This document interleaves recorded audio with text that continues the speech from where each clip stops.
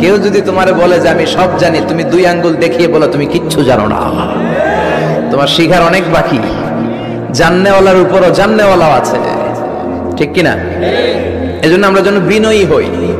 বিনয়, humbleness, আরবিতে বলে তাওয়াদু, এটা খুবই জরুরি। এগুলো আমাদের মধ্যে এখন নাই। আমাদের মধ্যে ইগো প্রবলেম আছে না নাই?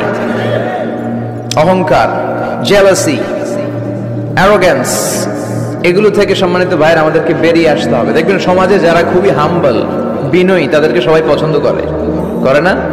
আর অহংকারীদের কেউ পছন্দ করে না। সামনে সালাম দেয়, পিছনে গালি দেয়। কথা বলেন? এজন্য অহংকারী হবেন না, বিনয়ী হবেন।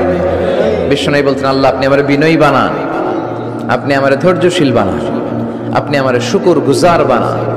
আমার চোখে আল্লাহ আপনি আমারে ছোট বানান, মানুষের চোখে আপনি আমারে বড় বানান। পড়েন আমিন।